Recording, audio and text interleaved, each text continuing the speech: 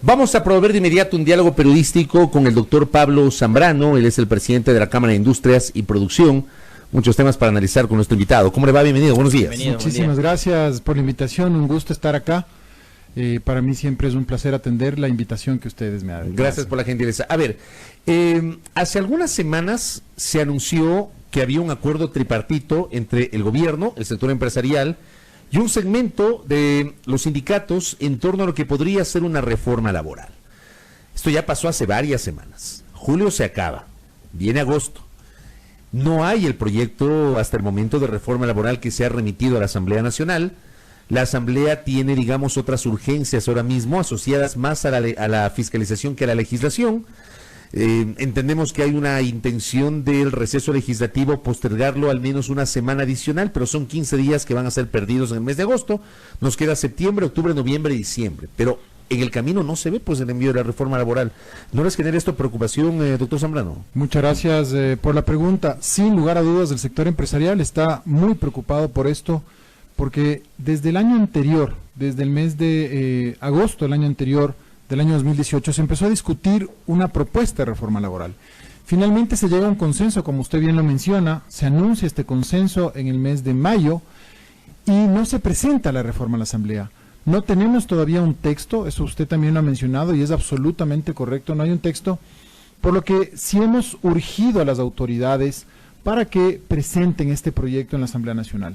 ¿Qué es lo que está ocurriendo? Lo que está ocurriendo es que el tiempo va pasando, el país va cayendo en temas políticos y el sector productivo nacional requiere urgente cambios que permitan generar un mayor dinamismo en el empleo.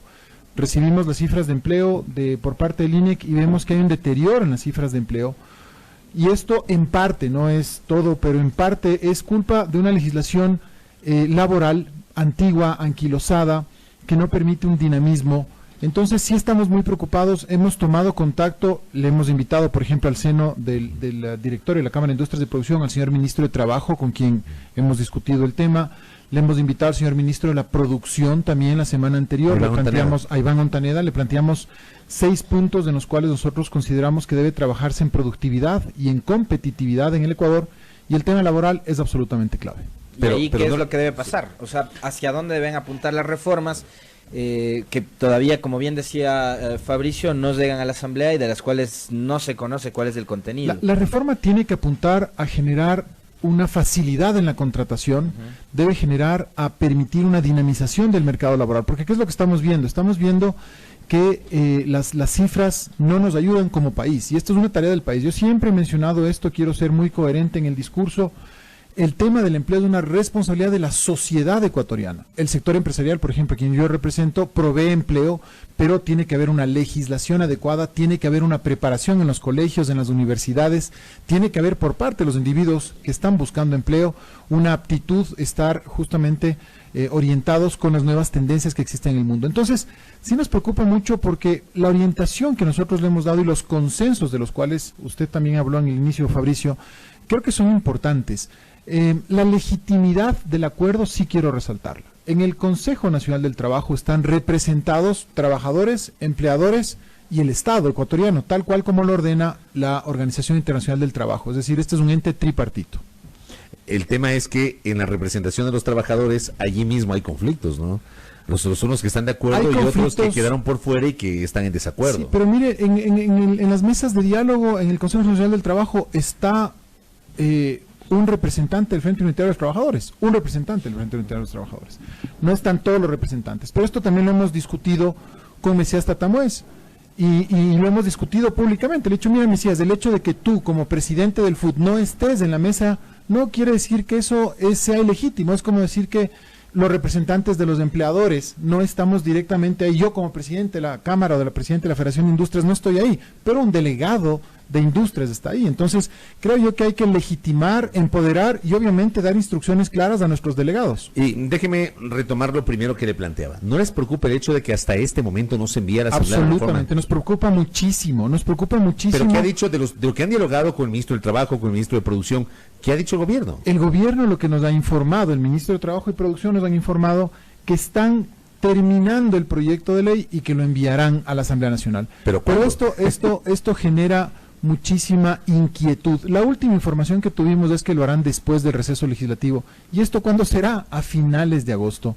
Estamos ya por empezar un nuevo mes y ese anuncio de que a finales de agosto se enviará el proyecto de ley sin duda ha generado incertidumbre en el mercado. Para ir cerrando esta parte de la entrevista, a usted le criticaron hace algunas semanas por una declaración que hizo respecto, corrígame si estoy equivocado, sobre el salario emocional. Exacto. Aquí su contertulio fue el principal. ¿Yo qué hice? ¿Que le criticaste por el salario emocional? Ah, sí. Aquí su contertulio. ¿Qué significa? ¿Qué significa el salario emocional? ¿Qué significa ese concepto? Cuéntenos, Es que no fui solo yo, fue mucha gente, ¿no? Pero fue muy interesante quién salió a hacer el juego de defensa del concepto de salario emocional. ¿Quién fue? Que yo no conocía, ha sido un grupo de profesionales expertos en recursos humanos que precisamente se especializan en esto. ¿Qué es el salario emocional? Además del salario material en dinero, en monetario, los seres humanos vivimos de incentivos. Incentivos tales como un lugar decente para trabajar, como por ejemplo estas oficinas. Vivimos de incentivos como que tengamos capacitación permanente, tengamos un seguro de vida, tengamos realmente la oportunidad de crecer dentro de una organización. Ese es el salario emocional. Es decir, no solamente recibir en monetario lo que justamente y contractualmente merecemos, sino que nuestro empleador vaya más allá. Entonces, es un concepto moderno y muy interesante en el cual la gente no solamente va a trabajar por el dinero, sino por el propósito que tiene. Por ejemplo, ustedes acá vienen todos los días con un objetivo fundamental, que es de ejercer su profesión de comunicadores, que es poder interactuar con líderes de opinión pública e informar a la ciudadanía. Ese también es un salario emocional, no solamente el ir a ejercer una actividad mecánica, ¿no es cierto?, en la cual la haces por hacer, sino que te sientes comprometido con el lugar donde trabajas. ¿Sabe qué es lo que pasó con respecto de la promoción de ese concepto? Que vino inmediatamente después de que intervino en redes sociales el economista Alberto Acosta Burneo, hablando de la excesiva estabilidad laboral. Entonces, cuando se empieza a cuestionar esa excesiva, yo no sé si sea tan malo el concepto de una excesiva estabilidad laboral, cuando lo que estamos viendo es que hay empleo inadecuado, más subempleo y demás, cuando lo ideal sería que existan más trabajadores cotizando, ¿no es cierto? Estimado amigo, ¿usted sabe cuánto dura un trabajo en un organismo internacional en la OIT? Entonces, que se hable después de eso, del salario emocional, a los trabajadores sobre todo sí les generó un poco de inquietud. Le repito la pregunta a la ciudadanía, estimados personas que nos están escuchando, estimados conciudadanos, ¿saben ustedes cuánto dura un trabajo en la ONU, en la OIT, en la Organización Internacional del Trabajo, en la OMC? Los trabajos duran 3 años, ¿no es cierto? Los contratos son por 1 año en un inicio, por 3 años, y a los 3 años tú tienes que evaluar al trabajador y ver si la persona nuevamente puede volver a ser contratada. ¿Qué pasa en el Ecuador?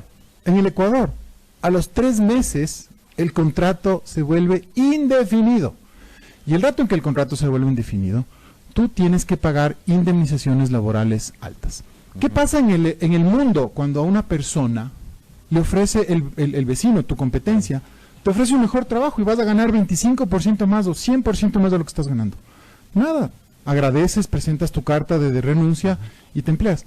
En el Ecuador hay que pagar el 25% del salario a quien termina sus funciones, a quien está renunciando para ir a trabajar con la competencia. Entonces, ese tipo de normas son excesivas. Ese tipo de normas vuelven inflexible el mercado laboral. Ese tipo de normas hacen que, por ejemplo, los emprendedores, que hay una gran masa de emprendedores, no contraten formalmente. Entonces, esa es nuestra crítica. Con estos hechos objetivos quiero demostrar esa crítica. Pero ahí, por ejemplo, el periodo de prueba, ¿cuál debería ser el adecuado? Si no son 3 meses, ¿cuánto? El periodo de prueba tradicionalmente en el Ecuador era de 12 meses. Excesivo, sin duda excesivo.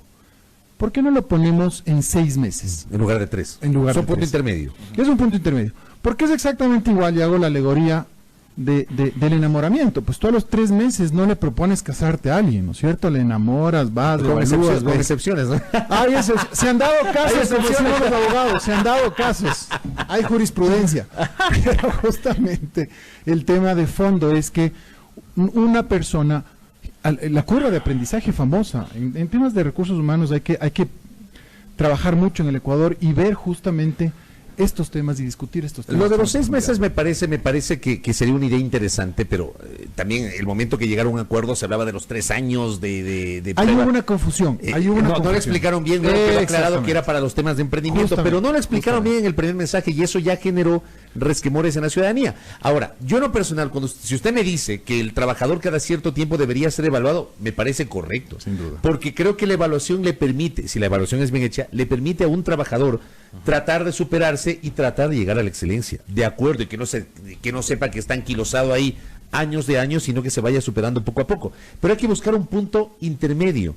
Yo en lo personal no estoy de acuerdo con que se haya hablado de una excesiva estabilidad laboral, porque creo yo que la estabilidad sí garantiza un efecto dinamizador en la economía. O sea, una persona que sabe que tiene su trabajo, va a invertir en un préstamo, va a comprarse cosas, seguramente va a gastar su dinero. Pero un trabajador que no tiene estabilidad probablemente no gasta, sino que guarda la plata para la época de vacas flacas. Mire, en el Ecuador nos fuimos del un extremo al otro extremo. Nos fuimos justamente y sancionamos conductas que yo en lo personal y profesional como abogado, pero además también como líder gremial critico.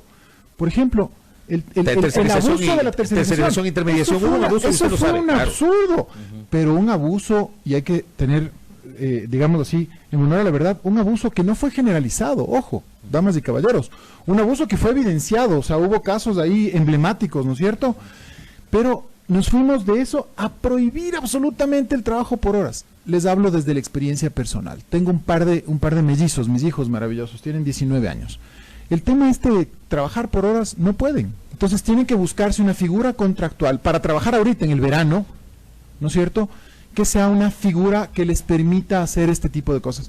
Les exigen en muchos lugares a personas de 18, 19 años que saquen facturas para pagarles por servicios profesionales. Por favor, ¿qué servicio profesional puede dar una persona de 18, 19 años? Entonces, a eso es a donde yo voy. Debe darse una nueva legislación contractual en la cual se permita, por ejemplo, la contratación a tiempo parcial en el caso de jóvenes, para incorporar a los jóvenes, que lamentablemente los jóvenes es el segmento más alto, con más alto desempleo en el Ecuador. Usted sabe que nos fuimos tal vez al extremo de eliminar o de prohibir la tercerización e intermediación y también el trabajo por horas, porque hubo abusos por parte de un segmento del sector empresarial. Pero fueron abusos contados, Fabricio, y esos abusos fueron sancionados en su momento, pero me parece a mí que hubo una exageración, es decir, nos fuimos al otro extremo, y ese otro extremo creo que es malo. ¿Para quién? Para el país. ¿Debería regresar el trabajo por horas, por ejemplo? El trabajo por horas bien regulado y el trabajo con derechos sí debe regresar. Habría que reformar la Constitución para que regrese. Ese es el tema. Hay un candado constitucional que prohíbe expresamente eso. ¿Y qué pasaría, por ejemplo, si se retoma nuevamente el contrato por horas con la seguridad social? O sea, el trabajador por horas también debería estar afiliado. Ese es el tema justamente que mencionaba ahorita, trabajo con derechos que debe irse allá. Y usted toca un tema que es fundamental, la reforma al sistema de seguridad social. Los ecuatorianos, y es una de las reformas que estamos planteando en el tema laboral, los ecuatorianos debemos tener derecho a que si nosotros trabajamos para distintos empleadores, tengamos un fondito de ahorro, ¿no es cierto? Un fondo de ahorro en el Instituto de Seguridad Social, y no ampararnos o esperar en que nuestro empleador nos jubile, ¿no es cierto? Entonces hay que trabajar muchísimo en el tema de una reforma integral también a la seguridad social para que sea atractivo ser afiliado al IES. En este momento hay 3.300.000 personas afiliadas al IES de una masa salarial de 8.5 millones de personas. La población económicamente activa es de 8 millones. Entonces hay que incorporar a esa población económicamente activa al IES. Correcto. Se tiene que eliminar, por ejemplo, el beneficio cuando una persona queda desempleada, le pregunto, y el IES tiene que cubrir ese salario. Ese se llama el seguro de cesantía. Exacto. Ese seguro de cesantía se debe mantener. Se debe mantener. Pero ¿quiénes tienen seguro de cesantía? Apenas 3.3 millones de personas. Que son los que están afiliados. Pero el seguro de cesantía, y es muy buena la pregunta, mira lo que está pasando en Europa. En España, las leyes también fueron demasiado pro trabajador y empezaron a quebrar los seguros porque te daban una cesantía de 2 años en España. Entonces, sí hay que ir este tema moderándolo. ¿Para qué? Para que el beneficio individual no carcoma, no dañe el beneficio general. Ok, dejemos el tema de la reforma laboral. Le pregunto a Pablo Zambrano, presidente de la Cámara de Industrias y Producción, que está acá con nosotros. ¿El Ecuador está preparado para suscribir un acuerdo que le permite incorporarse a la Alianza del Pacífico? La pregunta es profunda y tiene varios matices. el tema es el siguiente. Ecuador entra tarde a las negociaciones comerciales y a la incorporación a los bloques comerciales. Nosotros tenemos en este momento un crecimiento, unos salarios, por ejemplo, lo hemos estatado el tema comercial con el tema laboral, unos salarios, el salario más alto de la región, ¿no es cierto? Y esto hace que nos volvamos, por ejemplo, incompetitivos con un salario como el de México, que es de 151. Entonces, no estoy diciendo que el salario de $151 en México sea lo mejor, no, definitivamente eso tiene que cambiar y tiene que incrementarse, pero sin duda tenemos que trabajar en una agenda de competitividad. ¿Por qué? Porque tampoco podemos quedarnos al margen de un bloque comercial, que más que un bloque comercial, la Alianza del Pacífico, es un proceso de integración muy similar a lo que ocurrió con la Comunidad Andina de Naciones cuando nace hace 50 años ya. La Comunidad Andina de Naciones acaba de cumplir 50 años. Entonces, es un proceso en el cual tenemos que entrar, pero entrar a hacer una negociación inteligente, una negociación asertiva, para que hayan desgravaciones arancelarias en un periodo de tiempo que nos permita a los sectores industriales que se van a ver afectados, porque definitivamente el tema sí va a generar ciertas afectaciones, poder incorporarse adecuadamente. El tema es que primero tenemos que suscribir un acuerdo comercial con México. ¿Hay condiciones para eso? Mire, yo he hablado, el día viernes hablé con un funcionario alto de Cancillería, un subsecretario de Cancillería, y me dijo, mira, el tema no hay que centrarlo con México, hay que centrarlo con la Alianza del Pacífico. ¿Qué es lo que ocurre entonces? Tenemos que negociar dentro de la Alianza del Pacífico con uno de los miembros con los cuales no tenemos un acuerdo pleno de comercio. Claro, se tiene con Chile, con Colombia, con Perú, pero no con México. Dentro del marco o de la Alianza del Pacífico, hacerlo con México. Entonces, ¿qué es lo que tenemos que hacer? Ver precisamente y sensibilizar a México, a nuestras contrapartes, dentro de la Alianza del Pacífico, para que podamos tener una buena negociación. ¿Qué implica una buena negociación? Ya he mencionado antes una desgravación arancelaria de por lo menos del 35% de las partidas arancelarias, que sea en un periodo de tiempo que permita esta adaptabilidad y esta generación de mayor competitividad. Con el ministro Iván Montaneda le planteamos claramente que en la agenda comercial, dentro de los 6 puntos, uno de los temas de la agenda comercial tiene que ser una agenda de competitividad paralela en la cual hay que trabajar en el Ecuador. ¿No hay un riesgo el hecho de que, a diferencia de Europa, del acuerdo comercial con Europa tiene una moneda dura que es el euro? A diferencia de Europa, con estos países que no tienen una sola moneda, nosotros tenemos una moneda dura que es el dólar, pero México tiene su propia moneda, Perú tiene su propia moneda, Colombia tiene su propia moneda, Chile tiene su propia moneda. ¿No hay el riesgo de que seamos menos competitivos respecto de los otros 4 países? Ya hemos vivido no un riesgo, sino una realidad pasmosa. Con Colombia nos pasa ese tema.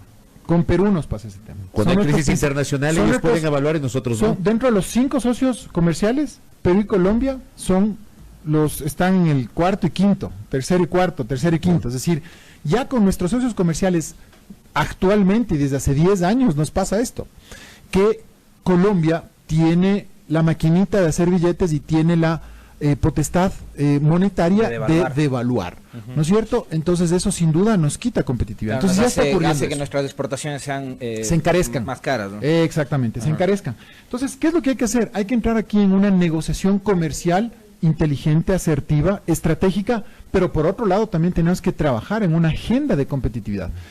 ¿Qué es lo que nos da la Alianza del Pacífico? Y esto es algo muy importante. Va más allá del tema comercial, va hacia un tema de integración, va hacia un tema, por ejemplo, de respetar las disposiciones de la OCDE, ¿no es cierto? Va también hacia un tema de integración en temas de educación, en temas de movilidad humana, en temas de eliminación de visados, que eso creo que es muy importante, temas de derechos humanos, cambio climático, género, respeto a la mujer y al género, igualdad de género, ODS, Objetivos de Desarrollo Sostenible, y temas más allá de lo comercial. Es decir, hay 24 o 25 temas que van más allá de lo comercial. Por eso la importancia de ser parte y además también la proyección hacia un futuro mediato de incorporarnos a negociaciones con el Asia. Vea usted lo que está pasando con Chile y con Perú. Chile le exporta 17 mil millones de dólares al Asia, a China específicamente. Como no se avanza para abastecer ese mercado, ¿no es cierto? Porque abastece una parte de ese mercado, se asocia con productores peruanos. ¿Por qué no hacer lo mismo? Encadenamientos productivos, Ecuador, Perú, Chile, Colombia, para poder abastecer a grandes mercados como los mercados asiáticos, que además de ser mercados que tienen millones de personas, tienen también cada vez más tienen mayor riqueza, ¿no? Entonces, ese es el tema con la Alianza del Pacífico. Correcto. Y lo último, ¿le preocupa al sector empresarial, le preocupa a Pablo Zambrano la posibilidad de que el ministro de Economía y Finanzas, Richard Martínez, sea llamado a juicio político en la Asamblea? Sin lugar a dudas hay una preocupación en el sector empresarial y yo creo que en el país en general. ¿Por qué? Porque el ministro Martínez ha hecho un importante papel, ha cumplido una función importante en el desempeño de sus funciones. Miren ustedes lo que logró el ministro Martínez a 6 meses de haber asumido, a 6-7 meses de haber asumido la cartera de Economía. Lograr un acuerdo con los organismos internacionales. Un acuerdo que no solamente es con el Fondo Monetario Internacional, sino con la Corporación Andina de Fomento, con el Banco Interamericano de Desarrollo, con el Banco Mundial. Miren ustedes lo que ocurrió hace un par de semanas. Tuvimos en el Ecuador la asamblea anual del BID, del Banco Interamericano de Desarrollo, que le proyecta al Ecuador, dentro del contexto internacional, como un país que está tratando de ordenar sus finanzas, de ordenar su política pública y precisamente insertarse también en el ámbito internacional. Entonces, si hay una preocupación, yo quiero hacer un llamado a la Asamblea Nacional para que haga un análisis ponderado y objetivo de este tema, específicamente por la imagen del país. Hay que defender la institucionalidad, no hay que defender a las personas, pero hay que defender a la institucionalidad, y creo que el ministro de Finanzas, Richard Martínez, ha hecho un muy buen trabajo al frente de esa cartera de Estado. ¿Usted cree que si va a juicio político y es censurado y destituido, ese podría ser un golpe para el sector empresarial? Un golpe para el país, no solo para el sector empresarial. Es que al ministro Martínez lo ven como el representante del sector empresarial en el gobierno, Lenín Moreno. Mire, el ministro Martínez tiene su antecedente como presidente de la como Cámara. Presidente de la Cámara de Industrias, como presidente Usted fue su vicepresidente, pues claro. Yo tuve el gusto y el honor de trabajar con Richard Martínez en 2 ocasiones, y la última ocasión como su vicepresidente en la Cámara de Industrias y Producción, y él ha hecho un muy importante papel. Es una persona muy ponderada, muy analítica, muy estudiosa, pero también muy pragmática, y toma decisiones. Y el tomar decisiones justamente acarrea este tipo de riesgo político. Como le digo, esto es una amenaza para el país y para la estabilidad, y obviamente también para el sector económico, que el sector económico a quien yo represento forma parte del país. ¿Y qué hacemos con los jubilados? Hay que pagarles a los jubilados. Ajá. Pero no nos olvidemos que el gobierno de Rafael Correa durante el año 2014 y 2015 no pagó un solo centavo a los jubilados. Y el gobierno actual, de cifras que menciona el mismo gobierno y que obviamente hay que analizarlas, ha pagado más o menos $700 millones. ¿Sabe qué vamos a hacer? Yo soy miembro del directorio de la Bolsa de Valores de Quito, y vamos desde la Bolsa de Valores de Quito a lanzar una iniciativa junto con el ministerio, con las autoridades, para comprar los bonos y poderlos hacerlos en efectivo. Eso es lo que queremos hacer desde el sector privado. ¿Con qué nivel de castigo? Hay que analizar justamente ese tema, porque no se puede castigar un bono que es un bono social y un bono que va dirigido exactamente a nuestros mayores que han trabajado por nosotros y por el Ecuador, y te lo dice el hijo de jubilados. Correcto. Doctor, gracias por el tiempo. Muy amable. Pablo Zambrano, presidente de la Cámara de Industrias y Producción, aquí en A Primera Hora, 7 de la mañana, 34 minutos.